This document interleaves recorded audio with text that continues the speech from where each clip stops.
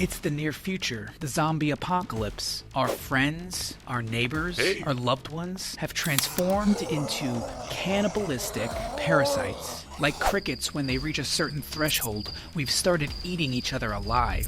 Now, our main character is a noble man. He wants to save as many people as he can, and he feels an immense amount of guilt when he can't save somebody. Why does he feel this guilt? Does he have a dark past? Is he hiding something from the rest of the group? Tonight we're going to flesh out this character, and we're going to complete the screenplay that we started. Welcome into the Fanaron.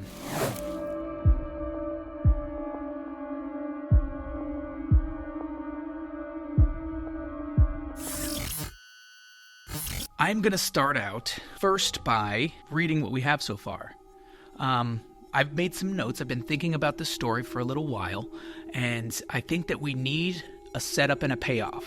And I kind of have an idea, but tonight I'm going to just talk it out, flesh it out, and try to find a good, nice conclusion for this story that we started. Here we go. Exterior, mall, parking lot, sunset. 5 people run frantically toward a mall entrance. Zombies are right on their tail. Andrew stumbles over a cement block. Suddenly, a zombie grabs onto his shoulder and pulls him to the ground. Andrew's shoulder is crushed under the immense strength of the zombie's grip. The others look back briefly as they hear the blood-curdling screams of Andrew being eaten alive. No! Sarah lunges towards her husband as all the zombies congregate around his body. They disregard the rest of the humans as they eat Andrew alive. Brett holds Sarah back as she tries with all her strength to get to her dying husband. We hear gargling as Andrew chokes on his own blood. Andrew! Brett drags her into the mall and slams the door behind them. Interior mall lobby continued. They try to catch their breath as they barricade the doors shut with a vending machine. Sarah is screaming and wailing. She's being comforted by Brett, a mid-50s man with salt and pepper hair. I'm sorry. I'm so sorry. What the hell was that? Oh, just shut up. Brett simply glares up at Taylor as he continues to comfort Sarah. I fucking told you we should have stayed. I'm sick of taking orders from you, old man. Brett motions at Matthew, who takes his place comforting Sarah. He approaches Sarah, stone-faced. Oh, that's supposed to be Taylor. He approaches Taylor, stone-faced. He gets right in her face, pauses, and then walks past her. We can't stay here long. How can you be so cold? You're the reason. Stop! Taylor freezes. Brett takes a deep breath. Why is this happening? Says Matthew. They all sit in silence for a moment. Taylor says, it's probably some kind of virus. Assholes like this cook them up in labs all the time. Brett doesn't react to her comment. He stares off into the distance, silent. Sarah sniffles. Her voice trembles. It's a sign from God. She barely makes it through her sentence as she buries her face back into Matthew's shoulder and weeps. Brett says, crickets. Silence. Taylor and Matthew glare at him with a confused look on their face. Sarah gains her composure and looks at Brett. Brett says, look, when crickets reach a certain population, they become cannibalistic. Taylor rolls her eyes. They destroy each other when they're overpopulated. It's just a biological reflex. Maybe humans aren't so different. Taylor says, so we're crickets? Matthew says, what the fuck is wrong with you? Taylor says, I don't care why. I'm more concerned with how. As is, how the fuck are we going to get out of here? Matthew says, can we destroy them? Silence. Okay, I'm going to stop there because it's very exposition-y, and I feel like I was really stretching to try to get the whole cricket thing into the actual story. And it doesn't need to be forced in there. One of the things that I've noticed as I write, sometimes the initial idea, that kind of the inception of the idea that pops into my head, sometimes I don't end up using it in the final script because it doesn't really serve the story or the character. I do have an idea about how to incorporate it in a less explainy way. So I'm actually going to stop right there and kind of go back to the beginning because, as you can see, we kind of have like a solid opening, really quick. You know, they're being attacked by zombies. They can't all get away. Brett feels responsible for letting that guy Andrew die. We've kind of established where the characters stand, but like I said in the beginning, I think that I need a setup and I need a payoff. So I'm going to go ahead and switch back to my writer duet. I'm going to go back up here, and I think what I've been thinking is the setup has to be maybe something about Brett's wife. First of all, this character is kind of based a little bit loosely off of Brett Weinstein, a biological researcher, and so he's pretty well versed in this subject. I think he has a little bit of an insight on how or why the zombies came to be, and like in that scene that I just read, I think that he believes that it's similar to crickets when crickets become overpopulated. That was the initial inception, the initial idea that I thought of.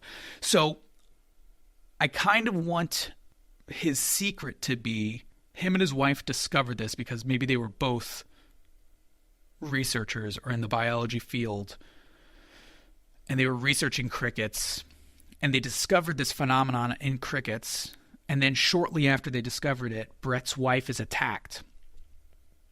Now, I've established in the last time that I was writing this, I kind of established that Brett's main arc is in the beginning of the story, he feels responsible. He feels like a leader. He feels like he needs to save everybody, and one by one they start getting picked off, and he feels responsible for that because he's kind of taken the lead.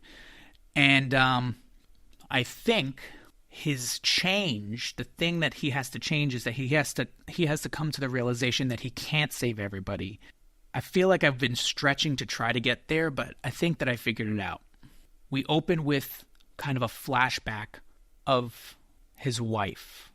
His wife is holding her neck, and she's bleeding out of the neck because she was just bitten by a zombie. He's comforting her. This is not a live scene, though. This is a flashback, so it's kind of like we hear like a tinnitus beep in the background. There's silence, and then we cut. She whispers something into his ear. She leans in and whispers something into his ear, but we don't hear what she says. And then we cut back to Brett in the present, and they're about to leave one location and run to the next. He's the one who says go. They all start running. We see the opening scene of them running, and then Andrew gets attacked. So then we pick up right here where we left off. They get to their location. Taylor raises her concerns about Brett making the decisions. Brett walks away, and I think I want to have Matthew and Brett meet, and maybe Matthew, maybe before that, we see another flashback when Brett's alone of him and his wife, and we see that she says something to him again. We don't hear what she says again, so it's almost like we're sprinkling it in.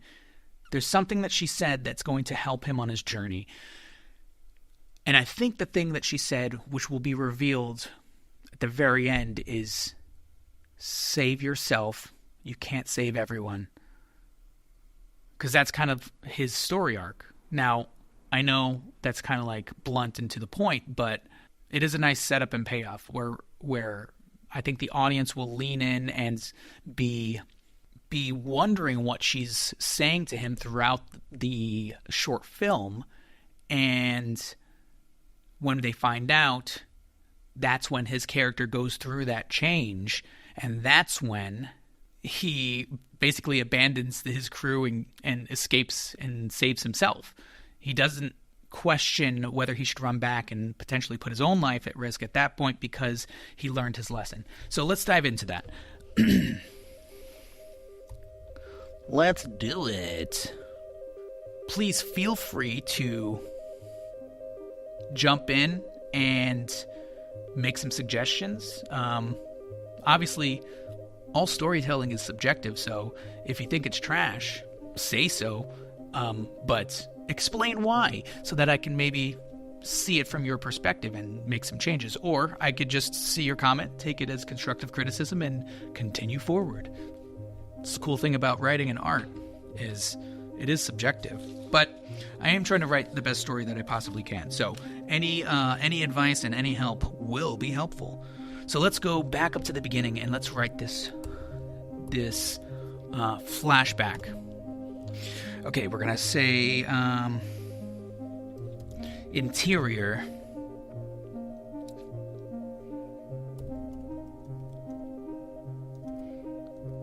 Laboratory.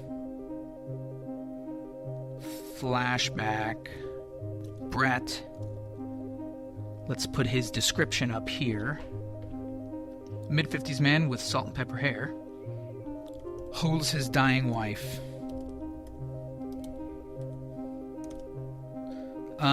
And we're going to give her a name. Not super duper important, but let's call her Grace. Oh, okay. You know why? Because she gives him the permission to save himself and not sacrifice himself. It's almost like she's the grace that he needs in order to survive and thrive during this apocalypse. Cool. So Brett, a mid-50s man with salt and pepper hair, holds his dying wife, Grace. Grace has a chunk bitten out of her neck. She holds the wound as blood waterfalls from the bite.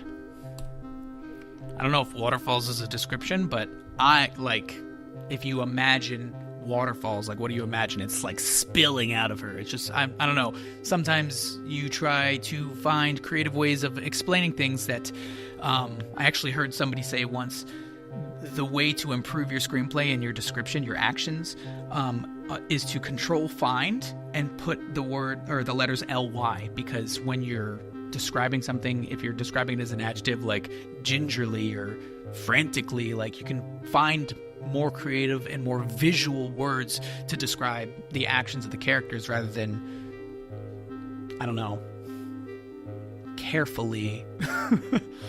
Whatever. So I try to find some creative words like waterfalls. The blood waterfalls out of the bite, from the bite. Silence. How about this? Complete silence. Complete silence. Just one single line that describes everything. Like, you can't hear a single sound. And then we begin to hear faint tinnitus. Tinnitus. With a U, right? Who would have thunk? A writer who can't spell. We begin to hear faint tinnitus beep. Fade in. Once again, ooh, I'm imagining that as maybe with a directing mind. That doesn't necessarily need to be in there, but I'm thinking of kind of the pacing of the film as well. It's hard, which is hard to write pacing. It's almost a myth, you know? Tears stream from Brett's bloodshot eyes. Grace struggles to lift her head toward Brett's ear. Brett leans in. We see Grace say something. Whisper something into... oh, wow. Into his ear. But we do not hear what she says. And then we're going to cut to, or maybe flash to, because it's kind of a dream. Flash to interior, warehouse, sunset. We see Brett staring off into the distance as he as he is taken out of his trance. Taken out of his trance. All right. He takes a deep breath. Now, he pushes the door to the warehouse open. The sun okay. In the last stream, I was talking about how this is not a shooting script. This is a spec script for an idea. But once again, I'm thinking of it like an editor. I'm thinking of it like a director. And I'm imagining he goes like this. He's sitting there. He just comes out of that trance of his wife. The last time he sees his wife, he takes a deep breath. Now, and then he opens the door, and then the sun overexposes the camera, and we kind of have this bloom to them outside, and that's kind of the transition. So I'm gonna write that in, even though it's not a shooting script. That's kind of how I'm imagining it as I'm writing it, and you're supposed to write exactly what is happening on screen, at least in my head. So I'm just going to keep that in there. Now, obviously, I'm not putting in any camera angles. I'm not putting in any camera movements, any descriptions. I'm putting in physical descriptions of the characters, but I'm not making it so descriptive that you lock yourself into a specific person. Obviously, anybody who's watching knows that this character is based off of Brett Weinstein, but I'm not putting Brett Weinstein in the script. So if somebody reads this, they're going to imagine what they imagine Brett looking like, and not what I imagine Brett looking like. And the only reason I'm using a real person, is because, like I've said in the past, sometimes in order to get a clear voice of how a character sounds, what they're going to say, the decisions that they're going to make, it's important to, or I find it helpful to, use a real person as a reference from a writing perspective. Because if I'm ever doubtful, I could always just reference that person, whether I know them or whether they're a personality on the internet. I could always reference that person and kind of see how they act in real life, and then kind of mimic that into their character. Okay, anyway, the sun overexposes. How about this? The sun flashes. Oh man, I'm trying to find the description without writing the sun overexposes the camera. I don't want to even write camera in there. He pushes the door open, the door to the warehouse open. The sun, ooh, how about that? There it is. Is blinding. One description that maybe the director can pick up on, and then flash or bloom to, boom, exterior mall parking lot, sunset. Brett leads 4 others towards a mall entrance. Zombies are right on their tail. Andrew stumbles over a cement block. Suddenly, zombies grab onto his shoulder and pull him down to the ground. Okay, this scene, I think, is really graphic and delightful. So it's very descriptive. We see the distraught in his wife. We see Brett holding her back. Boom, boom, boom. He says sorry. Yep, we show Taylor's frustration. And that seems like something that somebody would say. I told you we should have stayed. I'm sick of taking orders from you, old man. Now, obviously, it's not 100% natural, but it's not exposition-y as in... sometimes my first draft of something will be a person walking into a room and saying, hey, remember when I just told you about this story? Or remember this just happened to us 5 minutes ago? That's not how people talk, so I try to be aware of that when I'm writing. So let's go down. It's a sign from God. Why is this happening? It's probably some kind of virus. Assholes like this cook them up in labs all the time. Brett doesn't react to her comment. He stares at in the distance, silent. Ooh, okay. And then flash to, we see the flashback again. Laboratory flashback. And in the flashback this time, Brett is on his knees cradling his dead wife. He weeps. And then we go back to, oh my goodness.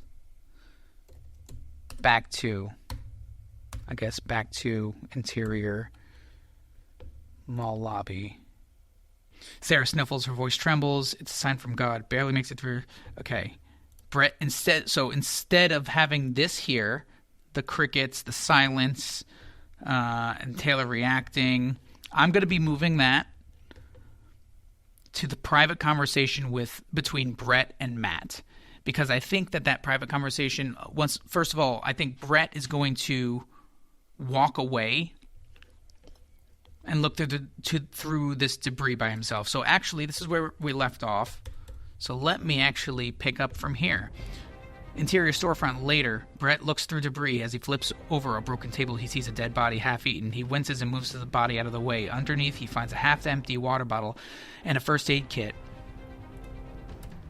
He scans the room once more and then turns to leave, and suddenly he bumps right into Matthew. He jumps and catches his breath. "Sorry," says Matthew. "We shouldn't sneak up on each other like that." Okay, and that's where I left off. So this is going to be a conversation between Matthew and Brett. I think we're going to be able to get some exposition out with it sounding natural without him like monologuing to the whole group. Because that seemed very inauthentic when he was saying the cricket stuff. And I don't even think... Yeah, he's gonna explain the cricket thing to Matt, and then Matt is going to assume that Brett actually has more to do with the apocalypse than he actually does. So it's funny, when you're in a situation like this, you sometimes get paranoid. So this character, Matt, I think I'm going to have him join Taylor's side. Not like completely abandon Brett, but maybe take Taylor's side for once instead of being kind of a dick to her.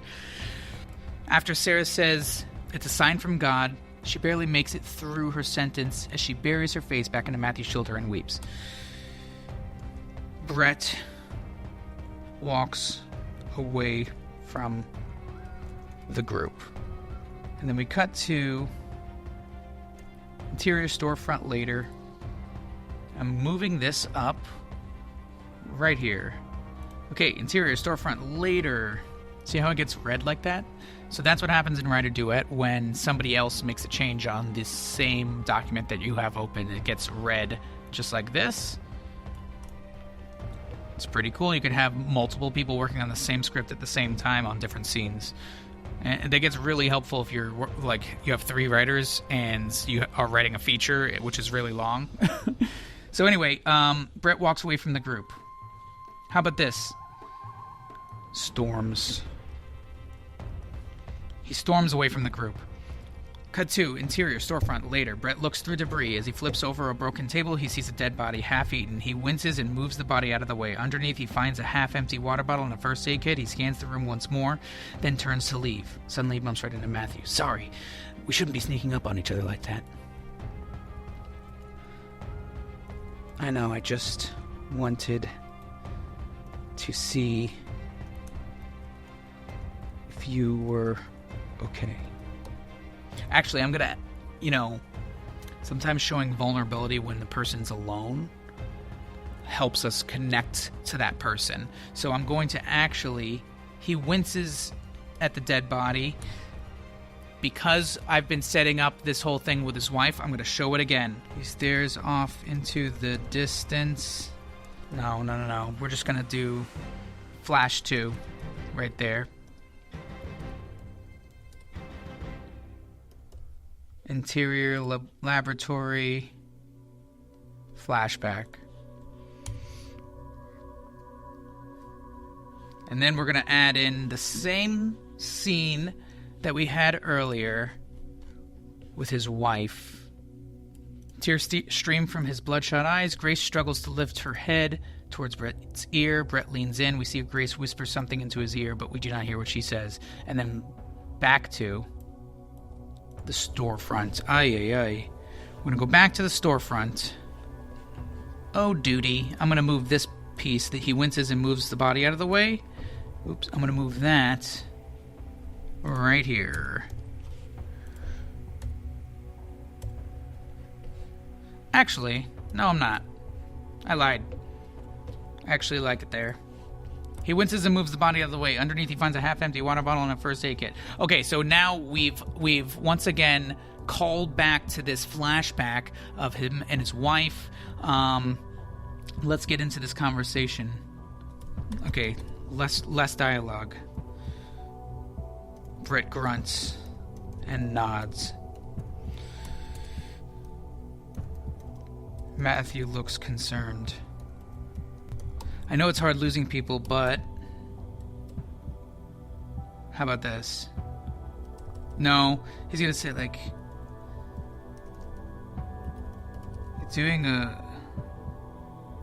you're doing a good job.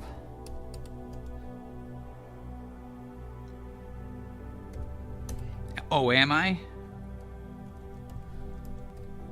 You're doing your best. Brett sighs. You can't save everyone. Now that's going to be another setup because we're going to hear that his wife actually says that to him at the very end. So this is kind of like, page 5. This is like almost the halfway point. So that's actually pretty cool because it kind of raises the stakes. Let's see. No one in the chat yet. So I must be doing pretty good. You can't save everyone. Brett looks up. Brett snaps his head up and stares at Matthew. Matthew can continue again. How is he going to get to the crickets conversation? Brett says, I can try. I need to try. It's the least I can do. What do you mean? Brett looks away from Matthew. How do I show guilt in his eyes? Ashamed. I guess that's an emotion. Can you show ashamed with your face? Is it like this? I don't know. Brett looks away from Matthew, ashamed. How else can I describe that? He feels ashamed. His eyes wander. Uncomfortably wander from left to right. He avoids eye contact. I guess that shows him being ashamed or awkward. I know why this is happening. What? Crickets. Okay, crickets. Silence. Matthew glares at him with confusion. With a confused look. My wife and I studied IED cricket behavior. Recently we found an anomaly. Matthew doesn't blink. Okay. Then he goes into this. When crickets reach a certain threshold, they become cannibalistic. They destroy each other when they're overpopulated. It's a biological reflex. Maybe just... okay. Okay, so we can take out everything about Taylor from there. We hold on him for a beat. Did you have something to do with this? What? No. We discovered... How about this? Matthew says, so are crickets. So he becomes the asshole. He's feeling betrayed because maybe Brett left him out of this information. He was keeping it to himself. Like, I don't know. I guess at this point, what do you have to, like, why are you keeping something to yourself? You should just be transparent. But Matthew says, so we are crickets? Not necessarily. No, okay, hold on. Matthew needs to kind of get defensive, paranoid. He thinks that maybe Brett has something to do with it. Matthew, immediately he's paranoid. You knew? And you didn't say anything? We didn't ever think that this could happen to us. Crickets and humans are so different. I don't know. Less exposition. We didn't ever think this could happen to us. Matthew goes straight conspiracy theory. So, like, I mean, and when you're high stress, when you're in this situation, and we don't know, like, people tend to find something to blame. So, he blames Brett, even though Brett has saved his life multiple times. That's what people do. Did you have something to do with all this? Brett, what? No. Matthew takes a step back. Matthew, I didn't do this. It just happened. Matthew glares at Brett. Matthew simply stares. Matthew. Yeah, glares is okay. Glares at Brett. And then suddenly, we hear a scream. Brett and Matthew snap their... How about rush towards the sound? And then cut to... Let's say... Taylor and Sarah are holding back a horde of zombies trying to break through the barrier they made. Brett says, quick! This way! They all follow. They all run towards a staircase at the end of the hall. We see the zombies completely destroy the barrier and chase them up the stairs. They get to the top. How about from there? We don't need to even see them climb up the stairs. We cut to exterior roof night. They burst through the roof access door and slam it shut behind them. Okay, so at this point, I think that they are all obviously the stress level after they ran from the zombies and Andrew was eaten. There was high stress, but then there was a moment of calm, and now we're back into this high stress situation. And Matthew just found out kind of a little bit about Brett's past, and now he's all paranoid. So he clearly, they're trying to protect themselves, but he's also going to be very vulnerable and not have like the ability to hold back this information. So he immediately shares it. Maybe we have Taylor. Oh yeah, Taylor's going to say something about being on the roof. There's only one way up and there's only one way down. So let's go to that real fast. They burst through the roof access door and slam it shut behind them. The zombies throw themselves against the door, attempting to break through. Taylor yells at Brett, "Why the hell would you lead us to the roof? Now we are trapped." Brett begins breathing heavily as he scans the horizon, the dark horizon, because it's night. All he sees are stars. Ooh. Oh. Another setup and payoff. I'm going to go back to when Brett was alone. He was in the storefront. He finds a first aid kit. Maybe he finds, instead of a first aid kit, a flare. That's it. Ooh, flare. Okay, here we go. And a flare. Flare gun. And maybe I'm going to capitalize this because it is a setup, because we're going to bring the flare gun back, because now they're upstairs on the roof at night and they're trapped, and the zombies are about to break through the door. They're holding the door shut. It's Sarah, Matthew, and Taylor holding the door shut. Brett steps away. He scans the horizon. He doesn't see anything. All he sees are stars. And then,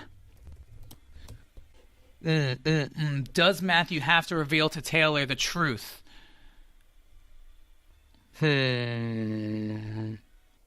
Okay. I think we're on page 7. We don't have to have any more dialogue. We don't have to have another argument. We don't have to have any more exposition. Right now, we have to get to the conclusion. So, all he sees are stars. Then suddenly, in the distance, Brett sees a flash of fire in the sky. He squints his eyes. We see the flash of fire again, illuminating a hot air balloon. His eyes widen. Sarah, Taylor, and Matthew lean with all their might against the door. The metal door, as it continues to... How do I describe that? They're holding the door, and it's like the zombies are on the other side, and they're trying to break in. Okay, that's it. As the zombies continue to break in. Or how about just try? Break through. Brett sifts through his pockets, fumbling over his own hands in the chaos of the moment. I don't know if that's 100% appropriate, but I think that it paints a pretty picture as you're reading to just remind you that there is a lot of chaos, because I'm imagining a lot of noise, a lot of, like, this is when the music swells, like it causes chaos, it causes your heart to start beating. So I just want a reminder in there for the reader. He fumbles over his hands in the chaos of the moment. Finally, he pulls out the flare gun. Once again, capital.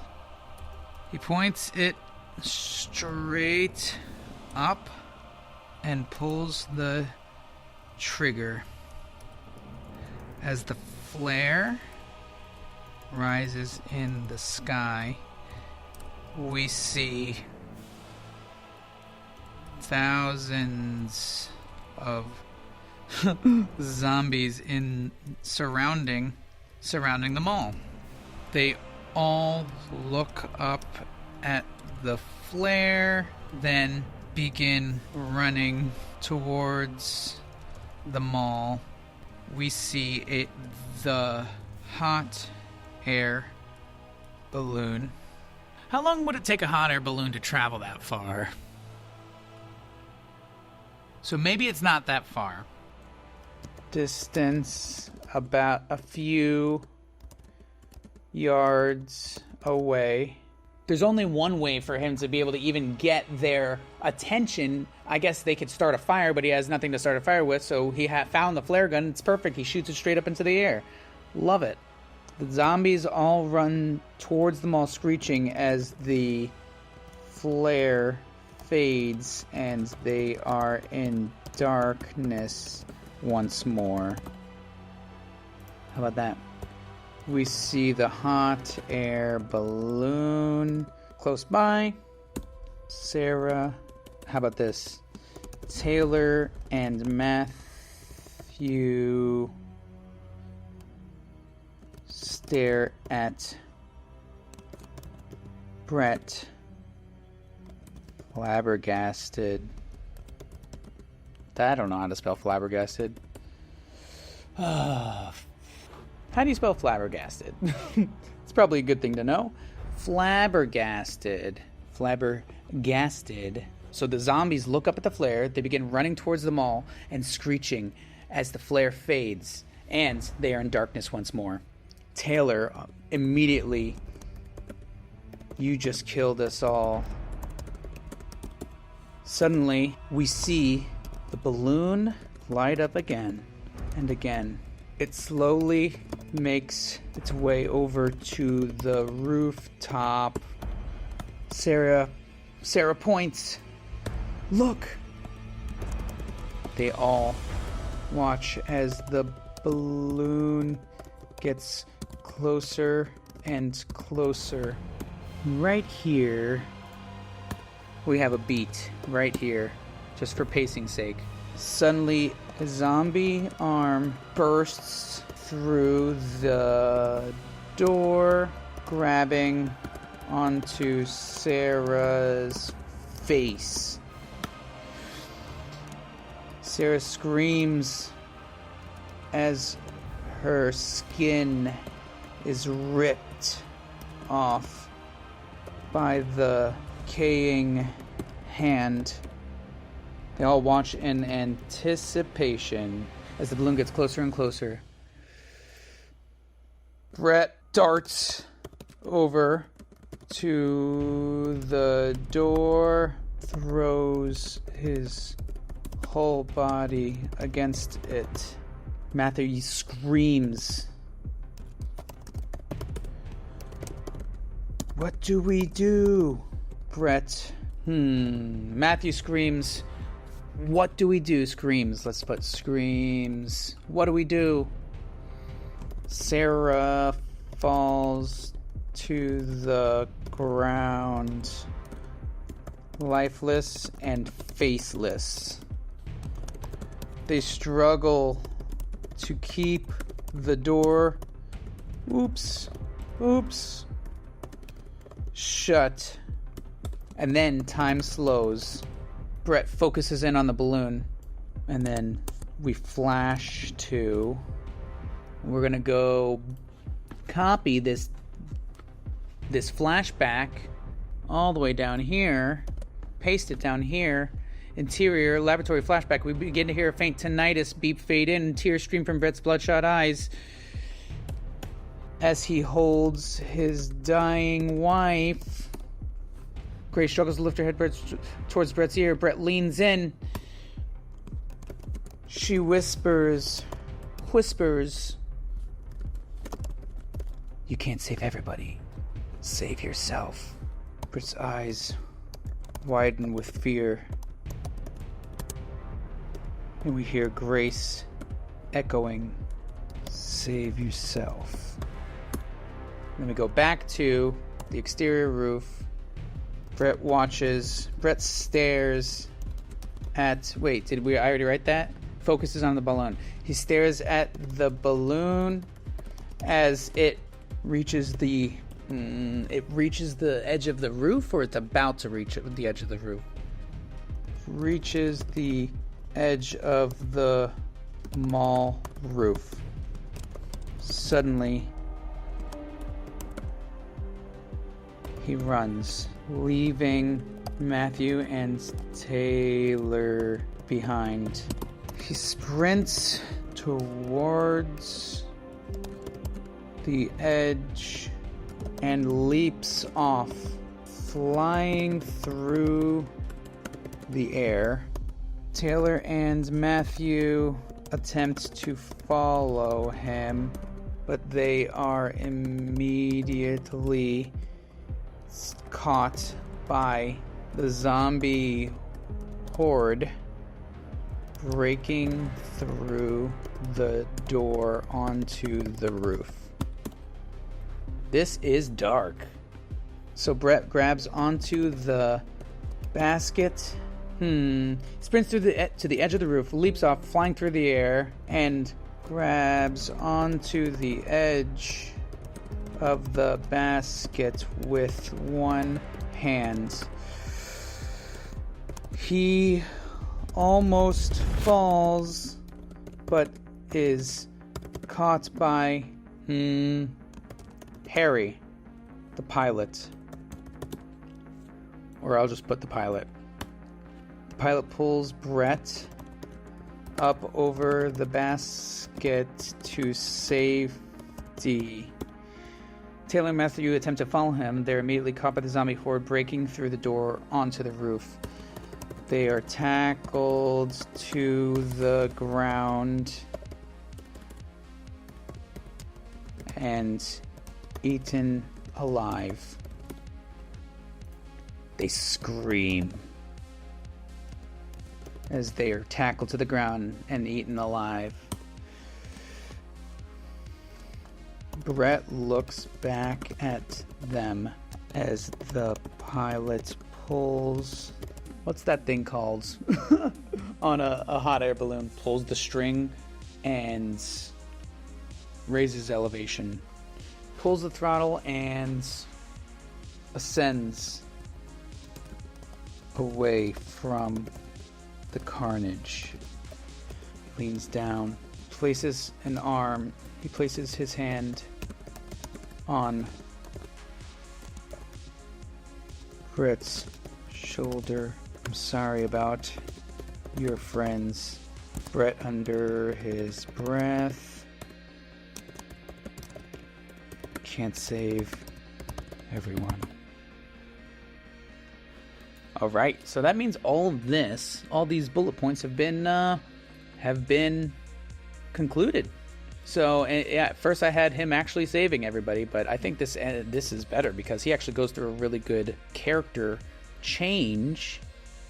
Boom. The end.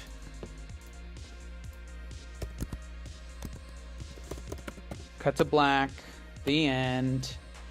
I think that it's pretty good, at least for a first draft. I think I could probably end up fleshing this out a little bit more, but I'm pretty sure that I came up with a better ending than I had before. Wow. So we started with an idea, this idea of the crickets. We came up with this character where he thinks that he can save everyone. He feels responsible. And then throughout his journey, he slowly comes to the conclusion that he can't.